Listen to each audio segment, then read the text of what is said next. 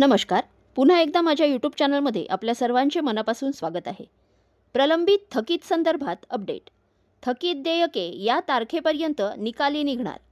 शालेय शिक्षण विभागातील सर्व प्रलंबित थकीत देयके 15 ते 20 मार्च दरम्यान निकाली काढली जातील, अशी माहिती राज्याचे शालेय शिक्षण मंत्री दादाजी भुसे यांनी विधानसभेत दिली आहे.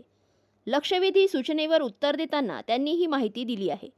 यामुळे राज्यातील शिक्षक व शिक्षकेतर कर्मचाऱ्यांना मोठा दिलासा मिळणार आहे. जाणून घेऊयात याबद्दल सविस्तर माहिती. त्यापूर्वी चॅनलला नवीन असाल तर लाईक करायला विसरू नका, सबस्क्राईब करायला विसरू नका, नवीन अपडेटसाठी बेल आयकनला प्रेस करायला विसरू नका आणि माहिती आवडल्यास आपल्या सहकारी मित्रांना शेअर करायला देखील विसरू नका. जाणून घेऊयात कोणती थकीत देयके प्रलंबित आहेत. शालेय शिक्षण विभागातील नियमित वेतन, मंजूर अनुदान तसेच न्यायालयीन प्रकरणांशी संबंधित थकीत देयके प्रलंबित असल्याची माहिती देण्यात आली आहे.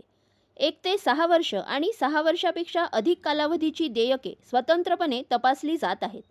जिल्हानिहाय थकीत देयकांचा तपशील संकलित करण्यात आला असून त्यानुसार पुढील कार्यवाही सुरू आहे. जिल्हा, विभाग आणि राज्यस्तरावर टप्प्याटप्प्याने पडताळणी करून देयके मंजुरीसाठी पुढे पाठवली जात आहेत. 15 ते 20 मार्च दरम्यान थकीत देयकांचा निपटारा होणार.